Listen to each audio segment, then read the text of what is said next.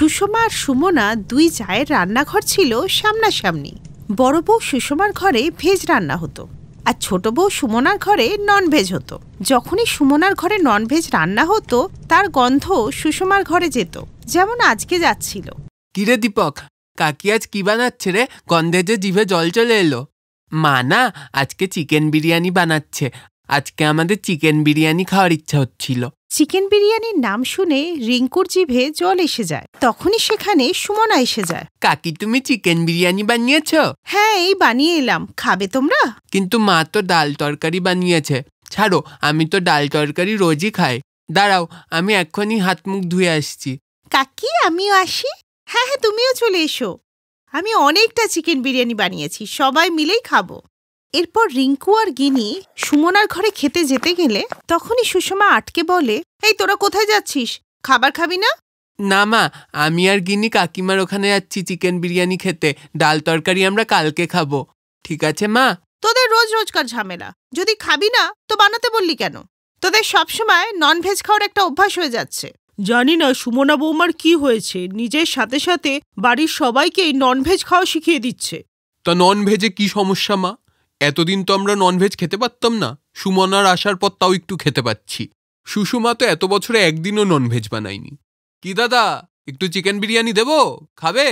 Lunch হয়নি তো এখনো? আরে কিসের আর লাঞ্চ, তুই তো জানিস আমি ডাল তরকারি খাই না। তুই একটু বিরিয়ানি খাইয়ে দে, এমনিতেও খুব ইচ্ছে করছে। হ্যাঁ হ্যাঁ, দিচ্ছি দাদা। গোটা বাড়িতে সুমনারই শুধু প্রশংসা হতো, আর সুষমা তার শাশুড়ি ছাড়া কেউই খুব একটা ভেজ খাবার খেত না। সুমনা প্রায়ই নানা রকমের ননভেজ আইটেম বানাতে থাকতো, কখনো ফিশ কারি, ডিমের ঝোল, চিকেন কষা, মটন কষা ইত্যাদি। অন্যদিকে সুষমাও ভেজ আইটেম বানাতে পিছিয়ে ছিল না, কিন্তু সবাই ননভেজ পছন্দ করত বলে ওর রান্নাকে কেউ পাত্তাই দিত না। তোমার জন্য ভালো চালের ভাত, বিউলি ডাল আর আলু পোস্ত বানিয়েছি। তোমার তো খুব পছন্দের না? না না, ওটা আমি কাল খাবো। আজকে সুমনা বাটার চিকেন বানিয়েছে, আজকে ওখানে আমরা পার্টি করব, আর বাচ্চারাও আমাদের সাথে খাবে। তুমি আর মা আজকে খেয়ে নাও। কিরে, তোরা এইসব রোজকার কি নাটক শুরু করেছিস বলতো? যখনই দেখি সুমনার ঘরে ননভেজ খেতে চলে যাচ্ছিস রে। নিজের ঘরের সাধারণ খাবার খেতে কি ভালো লাগে না? সুষমা বৌমা প্রতিদিন কি দারুণ ভেজ আইটেম বানায়, আর তোরা সব ননভেজ পাগলের দল, ওসব খাসই না। তখন সুমনাও ওখানে চলে আসে। মা, দিদি, আপনারাও চলে আসুন না, আমার ঘরে কিছু ভেজ আইটেম বানিয়ে খেয়ে নেবেন। না না, আমি ওখানে গিয়ে খেতে পারবো না। এমনিতেও আমি আমিষের ধারে কাছে যাই না, ওই গন্ধে আমি কিছুই খেতে পারবো না। সুমনা, তুমি তো জানোই যে আমরা ওইসব বাসনে একদম খাই না যে বাসনে ননভেজ রান্না হয়। ঠিক আছে, কোনো ব্যাপার না, তোমরা আমিষ খাও, আমরা ভেজ রান্না করেছি সেগুলোই খাবো। তুমি খাবে? সুষমার কথা শুনে ওর যা সুমনা আর ঠাকুরপো নরেশ হেসে উঠল। দিদি, ননভেজের আগে ভেজের কোনো অকাদি নেই, তাই ওরা সবাই ননভেজই খায়। আর তুমি বলছো তোমার হাতের ভেজ রান্না আমাকে খেতে? আমি পাগল নাকি? ওইসব ভেজ টেজ গরু ছাগলের খাবার আমার গলা দিয়ে নাবে না। বৌদি, তুমিও না এবার ভেজ রান্না ছেড়ে দাও, ননভেজ রান্না শুরু করে দাও। আজ প্রথমবার সুষমার খুব খারাপ লাগে আর ও খুব কষ্ট পায়, তাই ওই দিন থেকে ও রান্না করা কম করে দিল, কারণ সে জানতো যে তার রান্না কেউই খাবে না। তাই সে শুধু নিজের আর শাশুড়ি মায়ের জন্যই ভেজ রান্না করত। এমনকি সকলে জলখাবার বানানো সে বন্ধ করে দিল। মা, আজকে তুমি ব্রেকফাস্ট বানাওনি? না, আমি কোনো ব্রেকফাস্ট বানাবো না। তোমাদের তো ননভেজ পছন্দ, যাও কাকিমার ঘরে যাও, গিয়ে খাবে যাও। কি ব্যাপার, আজকে কিছু খাবার বানাওনি? তোরা কি ঘরে খাস যে বৌমা রাঁধবে? তোদের তো সারাদিনই সুমনার ঘরে যাওয়ার আছে, তো ওখানেই যা, গিয়ে দেখ ও নিশ্চয়ই কিছু বানিয়েছে। মা, খুব খিদে পেয়েছে, কিছু বানিয়ে দাও না। শোন মা, আজকে কেন, কোনোদিনই তোদের জন্য আমি কিছুই বানাবো না। খেতে চাইলে তোরা নিজেরা বানিয়ে নে, বুঝলি? ওই দিন থেকে সুষমা নিজেরা শাশুড়ি মায়ের জন্যই রান্না করত, ওর হাজব্যান্ড আর বাচ্চাদের জন্য রান্না করা বন্ধ করে দিয়েছিল। এখন রাজেশ আর বাচ্চারা খুব বিপদে পড়ে, কারণ সে রোজ রোজ তো সুমনার ঘরে গিয়ে খেতে পারে না। ও তো শুধু ননভেজ খাওয়ার জন্যই এদেরকে ডাকত। একদিন সুমনা হঠাৎ শরীর খারাপ করে। ওর টাইফয়েড জ্বর হওয়ার জন্য ওর শরীর খুব দুর্বল হয়ে যায়। এর ফলে ঘরের কোনো কাজও হতো না, ঘরে রান্নাও হতো না। সুমনা, আমি বৌদিকে বলছি তোমার জন্য একটু খিচুড়ি বানিয়ে দিতে। নরেশ, দিদি তো আগেই রাগ করে দাদা আর বাচ্চাদের জন্য খাবার বানায় না, সে কি আমার জন্য খাবার বানিয়ে দেবে? একবার বলেই দেখি না। আচ্ছা ছাড়ো, আমি নিজেই একবার চেষ্টা করে দেখি, যাই। এরপরে নরেশ রান্নাঘরে রাঁধতে গেলে সুষমা খিচুড়ি নিয়ে আসে। ঠাকুরপো, ছেড়ে দাও, তোমার দ্বারাই হবে না, আমি খিচুড়ি নিয়ে এসেছি। সুমনা, এই নাও খিচুড়ি, এটা খেয়ে নিও। বৌমা শরীর কেমন আছে? এখন ঠিক আছি মা। ডাক্তারবাবু বলেছেন বাসি চিকেন খেয়েছি বলে টাইফয়েড হয়েছে। এখন সিদ্ধ খিচুড়ি এসবই খেতে বলেছেন, ননভেজ খেতে বারণ করেছেন। কারণ আজকাল বাজারে বাসি মাংসই বিক্রি হচ্ছে, আর ওসব খেয়েই তো লোকেরা অসুস্থ হচ্ছে। কিন্তু আমি তো ভেজ খাবার রান্নাই করতে পারি না। আরে তোমাকে কি এই অবস্থায় আমরা রান্না করতে দেব? আমি আর মা সব সামলে নেব। তুমি কটা দিন শুধু আরাম করো, রান্নাটা আমিই করে দেব। কিন্তু ঠাকুরপো, আমি কিন্তু ননভেজ বানাতে পারি না, তুমি খাবে তো?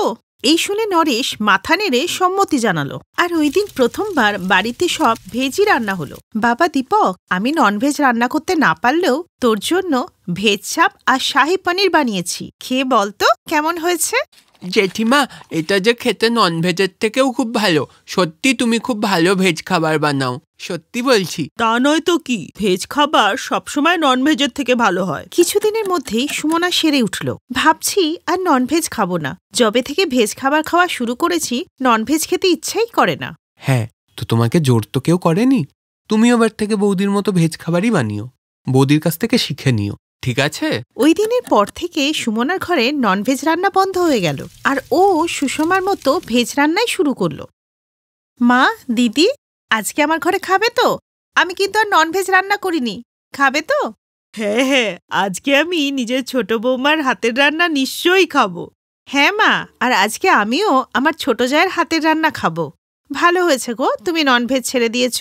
এবার যাই রান্না হবে দুই ঘর মিলেমিশে খাবো। সুমনারও খুবই ভালো লাগছিল। সে ভেবেছিল যে সে ননভেজ ছাড়া থাকতেই পারবে না, কিন্তু এমনটা মোটেও নয়। জানো সুরভি ডার্লিং, আমাদের এই ফুলশয্যার দিনটার জন্য আমি কতদিন ধরে অপেক্ষা করেছি। আজ তুমি জানতে পারবে তোমার কুনাল ঠিক কতটা রোম্যান্টিক। এই কথা বলেই কুনাল যখনই ঘোমটা তুলে সুরভিকে কিস করতে যাবে, তখনই ওর বড় ভাই চিৎকার করে বলল, ছি ছি ছি, সব কি করছিস তুই? তুই কি শেষমেশ তোর বড় দাদার ইজ্জত নিয়ে ছাড়বি নাকি? ছাড়। না মানে, সরি দাদা, ইয়ে মানে আমি একটু স্বপ্ন মানে। হ্যাঁ হ্যাঁ, সব বুঝতে পেরেছি, কিন্তু এখন আমাদের বিয়ে 2 দিন বাকি আছে রে ভাই। তাই 2 দিন একটু কন্ট্রোল রাখ। আর এখন চুপচাপ ঘুমোতে দে, বুঝলি? ওরে আমার সস্তার ইমরান হাশমি। বড় ভাইয়ের মুখে এই কথা শুনে কুনাল লজ্জা পেয়ে চাদর ঢাকা দিয়ে শুয়ে পড়ল। আর 2 দিন পর দুই ভাই বরযাত্রী নিয়ে মহা ধুমধাম করে বিয়ে করতে এলো।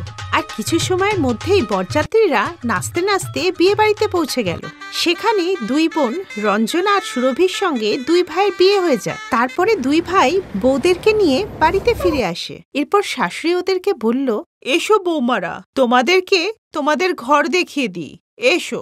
এরপর কমলা ওদেরকে একটা ঘরে এনে বলল, বৌমা, আজ থেকে এটাই তোমাদের ঘর, তোমরা দুই বোন মিলে এখানেই থাকবে। কিন্তু মা, একটা ঘরে আমরা দুজনা কিভাবে একসাথে থাকবো? মানে আমাদের তো আলাদা আলাদা ঘর হওয়া উচিত না? না হলে যে তারপরে বিছানা যে একটাই। এতে আর সমস্যা কোথায়? তোমরা তো বিয়ের আগে দুই বোনে এক বিছানাতেই শুতে, তাই অত ভেবে লাভ নেই। আর আমি এখনই তোমাদের সমস্যার সমাধান করে দিচ্ছি। এই বলে কমলা একটা পর্দা এনে ডবল বেডের মাঝখানে টাঙিয়ে দিল। এরপর বিছানার এক পাশে মোহিত আর রঞ্জনা, আর অন্য পাশে কুনাল আর সুরভি ঘুমিয়ে পড়ল। কি হয়েছে সুরভি ডার্লিং, তোমার মুখটা এরকম ভার কেন? আজ যে আমাদের সব থেকে খুশির দিন। একটাই বিছানা, তার উপরে দুজন কাপেল, এইভাবে কি ফুলশয্যার রাত কাটে? কত প্ল্যান ছিল আমার এই ফার্স্ট নাইট নিয়ে। যখন সুরভি আর কুনাল একপাশে শুয়ে এসব বলছিল, তখন অন্য পাশে ওদেরও একই অবস্থা ছিল। রঞ্জনা ডার্লিং, একটা কথা বলবো? তোমাকে কিন্তু এই কোণের সাজে দেখতে একদম অপসরা লাগছে। কিন্তু তুমি আমার কাছে দৈত্য লাগছো। তুমি বলো না, একই বিছানায় দুই কাপেলের ফুলশয্যা কখনো সম্ভব?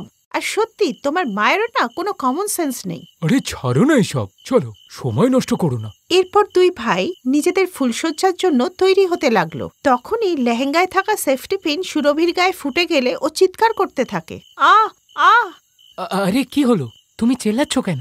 এখনো তো আমি খেলাই শুরু করিনি। ওদের আওয়াজ শুনে রঞ্জনা তার স্বামীকে বলল, দেখো, সুরভি আর কুনাল ম্যাচ শুরুও করে দিয়েছে। রঞ্জনা ডার্লিং, তুমি একদম চাপ নিও না, 6টা তো আগে আমি মারবো।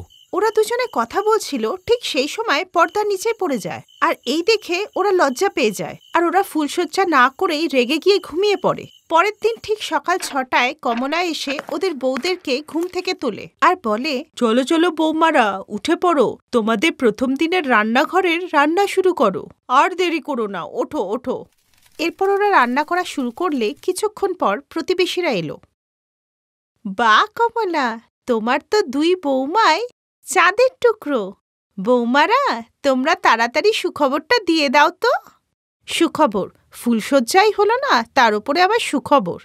আরে আগে তো আমরা খুশি হই, তারপর তো তোমাদের খুশি করব। তারপর সব মহিলারা নতুন বউদেরকে দেখে চলে যায়। রাত্রিবেলা ওরা খাবার খেয়ে নিজেদের ঘরে চলে এলে সুরভি কুণালকে বলে, চলো না কুণাল, আজ কিছু স্পেশাল করা যাক।